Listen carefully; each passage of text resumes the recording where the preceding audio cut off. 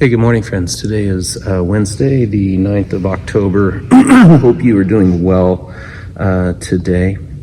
Today we are looking at Psalm 129, and this is a psalm that comes from a very, very difficult place. You know, we talked about these psalms of ascent that we're going through, start in a low place and gradually ascend to a higher place, both in physical location as they're walking to Jerusalem. They're walking up, they're walking uphill.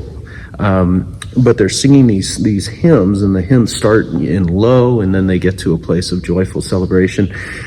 We've been moving that way. Psalm 129 takes a step backwards. You know, sometimes when you're going up, you take a step back before you can take more steps forward. And this one comes from, I would almost say the lowest place of the whole psalm, of all of the psalms of ascent. But let's listen for God's word to us in this prayer.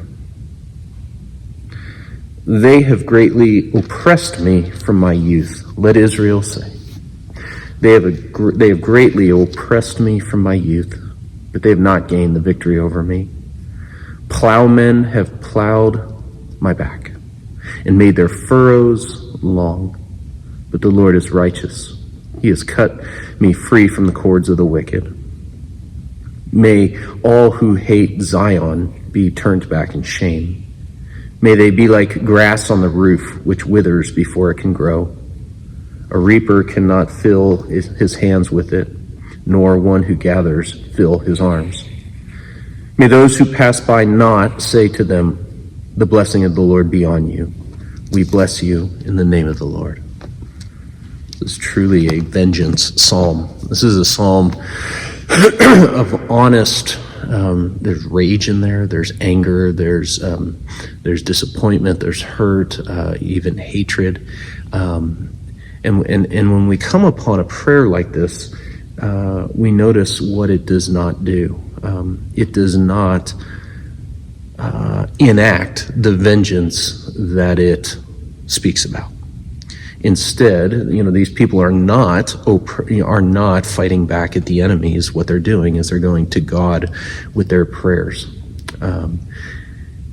There's this sense there's this reality that only God can bring about full, complete righteousness. Only God can bring about shalom, peace. Unrighteousness needs to be dealt with. Injustice needs to be rectified. But the way humans do, that rectification usually brings about vengeance coming the other way, right? It just goes back and forth. But if we go to God instead of to our enemies, then we have this chance of a full sense of salvation and shalom. I think that's what this psalm is pointing us to, that in our anger, in our places of rage and disappointment and injustice and violence and all of these things, when we have been wronged, we go to God with that scenario. We go to God with our anger, and God works through that. Luke chapter 7 is our gospel reading today, 1 through 17. Let's listen for God's word. After Jesus had finished his sayings in the hearing of the people, he entered Capernaum.